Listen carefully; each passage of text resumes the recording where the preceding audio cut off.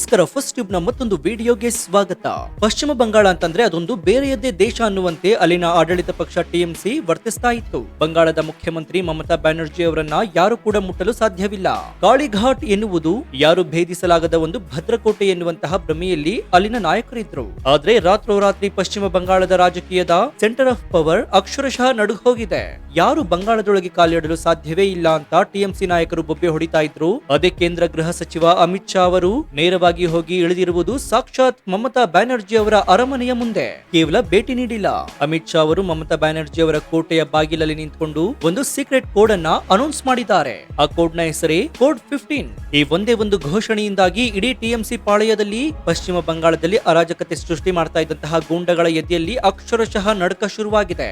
ಅಷ್ಟಕ್ಕೂ ಅಮಿತ್ ಶಾ ಅವರನ್ನ ಬಂಗಾಳಕ್ಕೆ ಬಾರದಂತೆ ತಡೆಯಲು ಟಿಎಂಸಿ ನಾಯಕರು ಹಾಕಿದ್ದ ಆ ಓಪನ್ ಚಾಲೆಂಜ್ ಏನಾಗಿತ್ತು? ಅಮಿತ್ ಶಾ ಆಕ್ಟಿವೇಟ್ ಮಾಡಿರುವಂತಹ ಸೀಕ್ರೆಟ್ ಕೋಡ್ 15 ರ ಅಸಲಿ ರಹಸ್ಯವಾದ್ರೂ ಏನು? ಸಿಡಿದೆದ್ದಿರುವಂತಹ ಸುಪ್ರೀಂ ಕೋರ್ಟ್ ಟಿಎಂಸಿ ಸರ್ಕಾರಕ್ಕೆ ಕೊಟ್ಟಿರುವ ಆ ಭೀಕರ ವಾರ್ನಿಂಗ್ ಆದ್ರೂ ಎಂಥದ್ದು? ಹಿಂದೂ ವೋಟರ್ಗಳು ಮತದಾನ ಮಾಡಬಾರದು ಅಂತ ರೈಲ್ವೆ ಟಿಕೆಟ್ ಗಳನ್ನ ಬ್ಲಾಕ್ ಮಾಡಿರುವಂತಹ ಆ ಬಹುದೊಡ್ಡ ಷಡ್ಯಂತ್ರದ ಹಿಂದಿರುವಂತಹ ಮಾಸ್ಟರ್ ಮೈಂಡ್ ಆದ್ರೂ ಯಾರು? ಬನ್ನಿ ಇವತ್ತಿನ ಈ ಡೀಟೇಲ್ಡ್ ವಿಡಿಯೋದಲ್ಲಿ ಜಗತ್ತಿನ ಯಾವುದೇ ಟಿವಿ ಚಾನೆಲ್ಗಳು ನಿಮಗೆ ವಿವರಿಸಿದಂತಹ ಪಶ್ಚಿಮ ಬಂಗಾಳದ ಈ ಎಂಡ್ ಗೇಮ್ ನ ಪ್ರತಿಯೊಂದು ಎಳೆಯನ್ನ ಎಳೆಯಾಗಿ ಬಿಚ್ಚಿಡೋಣ.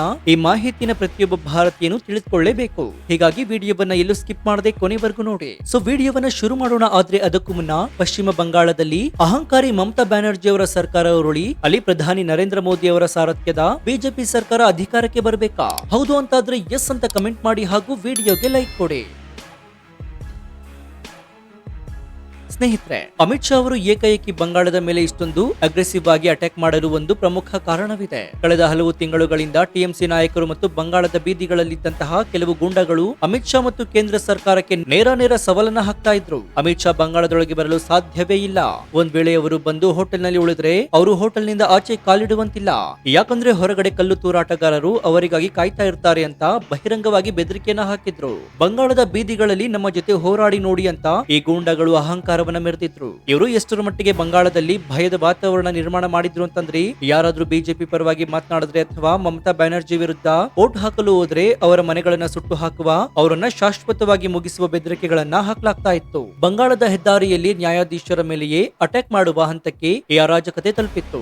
ಈ ಎಲ್ಲಾ ಕುತಂತ್ರಗಳನ್ನು ಗಮನಿಸ್ತಾ ಇದ್ದಂತಹ ಅಮಿತ್ ಶಾ ಅವರು ದೆಹಲಿಯಲ್ಲಿ ಕುಳಿತು ಪತ್ರಿಕಾಗೋಷ್ಠಿ ಮಾಡುವ ಬದಲು ನೇರವಾಗಿ ಹೋಗಿ ಇಳಿದಿದ್ದೆ ಕಾಳಿಘಾಟ್ ನಲ್ಲಿ. ಮಮತಾ ಬ್ಯಾನರ್ಜಿ ಅವರ ಮನೆಯ ಎದುರುಗಡೆಯೇ ನಿಂತು ನಿಮ್ಮ ಈ ಗೂಂಡಗಳನ್ನ ಹೇಗೆ ಮಟ್ಟ ಹಾಕಬೇಕು ಎನ್ನುವುದು ನಮಗೆ ಗೊತ್ತಿದೆ. ಇದು ಭಾರತ, ಇದೇನು ನೀವು ಆಟವಾಡಲು ಬಿಟ್ಟಿರುವಂತಹ ಬಾಂಗ್ಲಾದೇಶವಲ್ಲ, ಹೇಗಂತ ಗುಡುಗಿದ್ದಾರೆ. ಈ ಒಂದೇ ಒಂದು ಲಾಲ್ಕರ್ ನಿಂದ ಬಂಗಾಳದ ಗೂಂಡಗಳಿಗೆ ಅಕ್ಷರಶಃ ನಡಕ ಶುರುವಾಗಿದೆ. ಹಾಗಾದ್ರೆ ಅಮಿತ್ ಶಾ ಅವರು ಅನೌನ್ಸ್ ಮಾಡಿರುವಂತಹ ಆ ಕೋಡ್ 15 ಅಂದ್ರೆ ಏನು?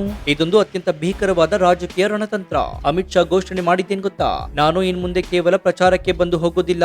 ಮುಂದಿನ 15 ದಿನಗಳ ಕಾಲ ನಾನು ಪಶ್ಚಿಮ ಬಂಗಾಳದಲ್ಲಿ, ಅದು ಮಮತಾ ಬ್ಯಾನರ್ಜಿ ಅವರ ಸ್ವಂತ ಕ್ಷೇತ್ರದ ಭವಾನಿಪುರದಲ್ಲಿಯೇ ಬೀಡು ಬಿಡಲಿದ್ದೇನೆ. ಈ ಘೋಷಣೆ ಕೇಳಿದ ತಕ್ಷಣ ಟಿಎಂಸಿ ಪಾಳೆಯದಲ್ಲಿ ಭೂಕಂಪವೇ ಸೃಷ್ಟಿಯಾಗಿದೆ. ಯಾಕಂದ್ರೆ ಇತಿಹಾಸವನ್ನು ತೆಗೆದು ನೋಡಿ, ಅಮಿತ್ ಶಾ ಅವರು ಎಲ್ಲಿ ಠಿಕಾಣಿ ಹೂಡ್ತಾರೋ ಅಲ್ಲಿನ ರಾಜಕೀಯ ನಕ್ಷೆ ಸಂಪೂರ್ಣವಾಗಿ ಬದಲಾಗಿ ಹೋಗುತ್ತೆ. 2014ರಲ್ಲಿ ಉತ್ತರ ಪ್ರದೇಶದಲ್ಲಿ ಠಿಕಾಣಿ ಹೂಡಿ ಇಡೀ ಯುಪಿ ನಕ್ಷೆನೆ ಬದಲಾಯಿಸಿದ್ರು. 2019ರಲ್ಲೂ ಅದೇ ಆಟ ರಿಪೀಟ್ ಆಯಿತು. ಇದೇ ಕಾರಣಕ್ಕೆ ಅಮಿತ್ ಶಾ ಅವರನ್ನ ಸುಮ್ಮನೆ ಚಾಣಕ್ಯ ಅಂತ ಕರೆಯೋದಿಲ್ಲ.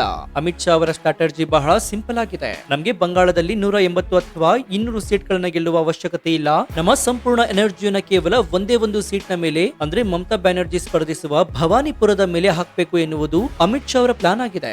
ಜನರ ಮನಸ್ಸಿನಲ್ಲಿರುವ ಈ ದೀದಿಯನ್ನ ಯಾರು ಸೋಲಿಸಲು ಸಾಧ್ಯವಿಲ್ಲ ಎನ್ನುವ ಸೈಕಲಾಜಿಕಲ್ ಫೀವರ್ ಅನ್ನ ಮುರಿಯುವುದೇ ಅಮಿತ್ ಶಾ ಅವರ ಉದ್ದೇಶವಾಗಿದೆ. ಒಂದ್ ವೇಳೆ ಭವಾನಿಪುರದಲ್ಲಿ ಮಮತಾ ಬ್ಯಾನರ್ಜಿ ಸೋತ್ರೆ ಇಡೀ ಟಿಎಂಸಿ ಸರ್ಕಾರ ಇಸ್ಪೆಟ್ ಎಲೆಗಳ ಬಂಗಲೆಯಂತೆ ಕುಸಿದು ಬೀಳುತ್ತೆ ಎನ್ನುವುದು ಬಿಜೆಪಿಯ ಪಕ್ಕಾ ಲೆಕ್ಕಾಚಾರವಾಗಿದೆ. ಇದೇ ಸಮಯದಲ್ಲಿ ಬಂಗಾಳದ ಆಡಳಿತ ಯಂತ್ರಕ್ಕೆ ಮತ್ತೊಂದು ಅತಿದೊಡ್ಡ ಪೆಟ್ಟು ಬಿದ್ದಿರುವುದು ಸುಪ್ರೀಂ ಕೋರ್ಟ್ ನಿಂದ. ಸಾಮಾನ್ಯವಾಗಿ ಕೋರ್ಟ್ಗಳು ರಾತ್ರಿ ಹೊತ್ತು ಕಾರ್ಯನಿರ್ವಹಿಸುವುದು ಬಹಳ ಅಪರೂಪ. ಆದ್ರೆ ಪಶ್ಚಿಮ ಬಂಗಾಳದ ಅರಾಜಕತೆಯನ್ನ ಕಂಡು ರೊಚ್ಚಿಗೆದ್ದಿರುವಂತಹ ಸುಪ್ರೀಂ ಕೋರ್ಟ್ ರಾಜ್ಯದಲ್ಲಿ ಗೂಂಡಾಗಿರಿ ತಕ್ಷಣ ನಿಲ್ಲದಿದ್ರೆ ನಾವು ಸುಮ್ಮನೆ ಕೂರೋದಿಲ್ಲ, ಕಠಿಣ ಕ್ರಮ ಕೈಗೊಳ್ಳುತ್ತೀವಿ ಅಂತ ಮಮತಾ ಸರ್ಕಾರಕ್ಕೆ ಚಾಟಿ ಬೀಸಿದ್ದಾರೆ. ಸುಪ್ರೀಂ ಕೋರ್ಟ್ ನ ಈ ಎಚ್ಚರಿಕೆಯ ಬೆನ್ನಲ್ಲೇ ಬಂಗಾಳದ ಉದ್ದಗಲಕ್ಕೂ ಕೇಂದ್ರ ಮೀಸಲು ಪೊಲೀಸ್ ಪಡೆಯ ಕಮಾಂಡೋಗಳನ್ನ ಭಾರಿ ಪ್ರಮಾಣದಲ್ಲಿ ನಿಯೋಜಿಸಲಾಗಿದೆ. ಈ ಸಿಆರ್ಪಿಎಫ್ ಪಡೆ ರಾಜ್ಯದ ಪೊಲೀಸರಂತೆ ಮಮತಾ ಬ್ಯಾನರ್ಜಿ ಅವರ ಕಂಟ್ರೋಲ್ ನಲ್ಲಿ ಇರೋದಿಲ್ಲ. ಅವರದ್ದು ನೇರ ಆಕ್ಷನ್. ಸಿಆರ್ಪಿಎಫ್ ಕಮಾಂಡೋಗಳು ಬಂಗಾಳದ ಬೀದಿಗಳಲ್ಲಿ ಓಪನ್ ಆಗಿ ವಾರ್ನಿಂಗ್ ಕೊಟ್ಟಿದ್ದಾರೆ. ಯಾರಾದ್ರೂ ಕಲ್ಲು ತೂರಾಟ ಮಾಡಲು ಬಂದ್ರೆ ಅಥವಾ ಗಲಾಟೆ ಮಾಡಲು ಬಂದ್ರೆ ಅಲ್ಲೇ ಆಕ್ಷನ್ ತೆಗೆದುಕೊಳ್ತೀವಿ. ಈ ಖಡಕ್ ವಾರ್ನಿಂಗ್ ನಿಂದಾಗಿ ಇಷ್ಟು ದಿನ ಬೀದಿಗಳಲ್ಲಿ ಮೆರಿತಾ ಇದ್ದಂತಹ ಗುಂಡಗಳು, ಕಲ್ಲು ತೂರಾಟಗಾರರು ಈಗ ಬಿಲ ಸೇರ್ಕೊಂಡಿದ್ದಾರೆ. ಬಂಗಾಳದಲ್ಲಿ ಚುನಾವಣಾ ಆಯೋಗ ಕೂಡ ಫುಲ್ ಪವರ್ ನೊಂದಿಗೆ ಆಕ್ಟಿವ್ ಆಗಿದೆ. ಯಾರು ಮಮತಾ ಬ್ಯಾನರ್ಜಿ ಸರ್ಕಾರದ ಕೈಗೊಂಬೆಯಾಗಿದ್ದರು ಆ ಜಿಲ್ಲಾ ಅಧಿಕಾರಿಗಳು ಮತ್ತು ಭ್ರಷ್ಟ ಪೊಲೀಸ್ ಅಧಿಕಾರಿಗಳನ್ನ ದಿಢೀರನೆ ಎತ್ತಂಗಡಿ ಮಾಡಲಾಗಿದೆ. ಸ್ನೇಹಿತರೆ, ಮಮತಾ ಬ್ಯಾನರ್ಜಿ ಅವರ ಅತಿದೊಡ್ಡ ವೋಟ್ ಬ್ಯಾಂಕ್ ಅಂದ್ರೆ ಅದು ಬಾಂಗ್ಲಾದೇಶದಿಂದ ನುಸುಳುಕೊಂಡು ಬಂದಿರುವಂತಹ ಅಕ್ರಮ ವಲಸಿಗರು. ಭಾರತ ಚುನಾವಣಾ ಆಯೋಗ ಈಗ ಇಂತಹ ಲಕ್ಷಾಂತರ ಅಕ್ರಮ ಮತದಾರರ ಹೆಸರುಗಳನ್ನ ವೋಟರ್ ಲಿಸ್ಟ್ ನಿಂದ ಡಿಲೀಟ್ ಮಾಡ್ತಾ ಇದ್ದಾರೆ. ನಮ್ಮ ಜನರ ಹೆಸರನ್ನ ಡಿಲೀಟ್ ಮಾಡ್ತಾ ಇದ್ದಾರೆ ಅಂತ ಮಮತಾ ಬ್ಯಾನರ್ಜಿ ಕಣ್ಣೀರು ಸುರಿಸ್ತಾ ಇದ್ದಾರೆ. ಆದ್ರೆ ಅಮಿತ್ ಶಾ ಮಾತ್ರ ಬಹಳ ಸ್ಪಷ್ಟವಾಗಿ ಹೇಳಿದ್ದಾರೆ, ಯಾರು ಭಾರತೀಯರಲ್ಲವೋ, ಯಾರು ಅಕ್ರಮವಾಗಿ ಇಲ್ಲಿಗೆ ಬಂದಿದ್ದಾರೋ ಅವರನ್ನ ಆಯ್ದು ಹೊರಗಡ್ತೀವಿ ಅಂತ. ಇದರ ಜೊತೆಗೆ ಕೋಲ್ಕತ್ತಾ ಹೈಕೋರ್ಟ್ ಮಮತಾ ಸರ್ಕಾರಕ್ಕೆ ಅಕ್ಷರಶಃ ಮುಖಭಂಗ ಮಾಡಿದೆ. ಬಾಂಗ್ಲಾದೇಶದ ಗಡಿಯಲ್ಲಿ ಬೇಲಿ ಹಾರಲು ಬಿಎಸ್ಎಫ್ಗೆ ಭೂಮಿ ನೀಡದೆ ಮಮತಾ ಸರ್ಕಾರ ಸತಾಯಿಸ್ತಾ ಇತ್ತು. ಆದ್ರೆ ಹೈಕೋರ್ಟ್ ಕೂಡಲೇ ಬಿಎಸ್ಎಫ್ಗೆ ಭೂಮಿ ನೀಡಲೇಬೇಕು ಅಂತ ಕಡ್ಡಾಯ ಆದೇಶವನ್ನು ಹೊರಡಿಸಿದೆ. ಇದರಿಂದ ಅಕ್ರಮ ವಲಸಿಗರು ಬಂಗಾಳದೊಳಗೆ ನುಸುಳುವ ದಾರಿ ಸಂಪೂರ್ಣವಾಗಿ ಬಂದ್ ಆಗಿದೆ. ಇನ್ನು ಇದೇ ವೇಳೆ ಬಂಗಾಳ ರಾಜಕೀಯದ ಅತ್ಯಂತ ಕರಾಳ ಮತ್ತು ಸ್ಫೋಟಕ ಷಡ್ಯಂತ್ರ ಕೂಡ ನಡೆದಿದೆ. ಗ್ರೌಂಡ್ ರಿಪೋರ್ಟ್ ಗಳ ಪ್ರಕಾರ ಟಿಎಂಸಿಯ ಗೂಂಡಗಳು ಒಂದು ಹೊಸ ಲೆವೆಲ್ ನ ಕುತಂತ್ರಕ್ಕೆ ಇಳಿದಿದ್ದಾರೆ. ಹೊರ ರಾಜ್ಯಗಳಲ್ಲಿ ಕೆಲಸ ಮಾಡ್ತಾ ಇರುವಂತಹ ಬಂಗಾಳದ ಮೂಲದ ಜನರು ಚುನಾವಣೆ ಸಮಯದಲ್ಲಿ ಬಂದು ವೋಟ್ ಹಾಕ್ಬೇಕು ಅಂತ ಟ್ರೈನ್ ಅಥವಾ ಫ್ಲೈಟ್ ಟಿಕೆಟ್ ಅನ್ನ ಬುಕ್ ಮಾಡಲು ಹೋದ್ರೆ ಅವರಿಗೆ ಒಂದೇ ಒಂದು ಟಿಕೆಟ್ ಕೂಡ ಸಿಗ್ತಾ ಇಲ್ಲ. ಯಾಕೆ ಗೊತ್ತಾ?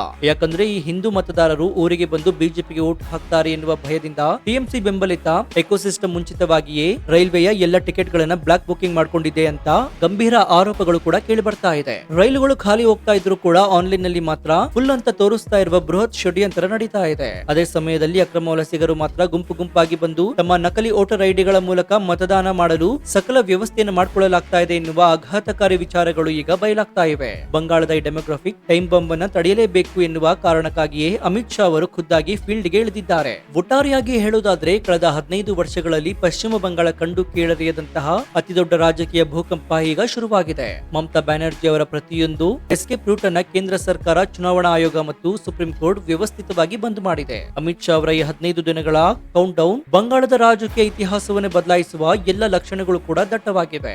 ಈ ಚುನಾವಣೆಯಲ್ಲಿ ಬಂಗಾಳದ ಸಾಮಾನ್ಯ ಜನತೆಗೆ ಭಯವಿಲ್ಲದೆ ಮತದಾನ ಮಾಡುವ ಧೈರ್ಯವನ್ನ ಕೇಂದ್ರದ ಸಿಆರ್ಪಿಎಫ್ ಪಡೆಗಳು ತುಂಬುತ್ತಾ ಇದ್ದಾವೆ. ಸೊ ನಿಮ್ಗೆ ಏನನ್ಸುತ್ತೆ? ಮಮತಾ ಬ್ಯಾನರ್ಜಿ ಅವರ ಭವಾನಿಪುರ ಕೋಟೆಯಲ್ಲೇ ಕುಳಿತು ಅಮಿತ್ ಶಾ ಅನೌನ್ಸ್ ಮಾಡಿರುವಂತಹ ಈ ಕೋಡ್ 15 ರಣತಂತ್ರದ ಬಗ್ಗೆ ನಿಮ್ಮ ಅನಿಸಿಕೆ ಏನು? ಅಕ್ರಮ ವಲಸಿಗರ ವೋಟರ್ ಐಡಿಗಳನ್ನ ಡಿಲೀಟ್ ಮಾಡ್ತಾ ಇರುವಂತಹ ಚುನಾವಣಾ ಆಯೋಗದ ದಿಟ್ಟತನ ಸರಿ ಅಂತ ನಿಮ್ಗನ್ಸುತ್ತಾ? ರೈಲ್ವೆ ಟಿಕೆಟ್ ಗಳನ್ನ ಬ್ಲಾಕ್ ಮಾಡಿ ಹಿಂದೂ ಮತದಾರರನ್ನ ತಡಿತಾ ಇರುವ ಈ ಷಡ್ಯಂತ್ರವನ್ನ ಕೇಂದ್ರ ಸರ್ಕಾರ ಹೇಗೆ ಮಟ್ಟ ಹಾಕಬೇಕು? ನಿಮ್ಮ ಅತ್ಯಂತ ನಿಖರವಾದ, ಲಾಜಿಕಲ್ ಮತ್ತು ಪ್ರಾಮಾಣಿಕ ಅನಿಸಿಕೆಗಳನ್ನ ಕಮೆಂಟ್ ಬಾಕ್ಸ್ ನಲ್ಲಿ ತಪ್ಪದೆ ತಿಳಿಸಿ ಮುಕ್ತವಾಗಿ ಚರ್ಚಿಸೋಣ. ಪಶ್ಚಿಮ ಬಂಗಾಳದ ಈ ಸ್ಫೋಟಕ ರಾಜಕೀಯ ಷಡ್ಯಂತ್ರವನ್ನ ಬಯಲು ಮಾಡುವ ಈ ರಿಪೋರ್ಟ್ ಪ್ರತಿಯೊಬ್ಬ ಭಾರತೀಯನಿಗೂ ತಲುಪುವಂತೆ ಹೆಮ್ಮೆಯಿಂದ ಈ ವಿಡಿಯೋವನ್ನ ನಿಮ್ಮ ವಾಟ್ಸ್ಆಪ್, ಫೇಸ್ಬುಕ್ ಗ್ರೂಪ್ ಗಳಲ್ಲಿ ಮರೆಯದೆ ಶೇರ್ ಮಾಡಿ. ಇದೇ ರೀತಿ ರಾಷ್ಟ್ರೀಯ ಭದ್ರತೆ, ಜಾಗತಿಕ ರಾಜಕಾರಣ ಮತ್ತು ರಾಜ್ಯ ರಾಜಕಾರಣದ ನಿಷ್ಪಕ್ಷಪಾತ, ತ್ವರಿತ ಮತ್ತು ಅತ್ಯಂತ ಡೀಟೇಲ್ಡ್ ಆಗಿರುವಂತಹ ರಿಪೋರ್ಟ್ ಗಳಿಗಾಗಿ ನಮ್ಮ ಫಸ್ಟ್ ಟ್ಯೂಬ್ ಯೂಟ್ಯೂಬ್ ಚಾನೆಲ್ ಅನ್ನ ಈಗಲೇ ಸಬ್ಸ್ಕ್ರೈಬ್ ಮಾಡಿಕೊಂಡು ಪಕ್ಕದಲ್ಲಿರುವಂತಹ ಬೆಲ್ ಐಕಾನ್ ಅನ್ನು ಪ್ರೆಸ್ ಮಾಡಿ. ಇದರಿಂದ ನಾವು ಹಾಕುವ ಹೊಸ ವಿಡಿಯೋಗಳ ನೋಟಿಫಿಕೇಶನ್ ಮತ್ತು ನಿಮಗೆ ಸಿಗುತ್ತೆ. ಮತ್ತೊಂದು ಅಚ್ಚರಿಯ ವಿಡಿಯೋದೊಂದಿಗೆ ನಿಮ್ಮನ್ನ ಭೇಟಿಯಾಗ್ತೀನಿ. ಅಲ್ಲಿಯವರೆಗೂ ಎಚ್ಚರದಿಂದ ಇರಿ, ದೇಶ ವಿದೇಶದ ಆಗು ಹೋಗುಗಳನ್ನ ಗಮನಿಸ್ತಾನೆ ಇರಿ. ಇದಾಗಿತ್ತು ಈ ಕ್ಷಣದ ವಿಶೇಷ. ನೋಡ್ತಾ ಇರಿ ಫಸ್ಟ್ ಟ್ಯೂಬ್ ಕನ್ನಡ. ಧನ್ಯವಾದ.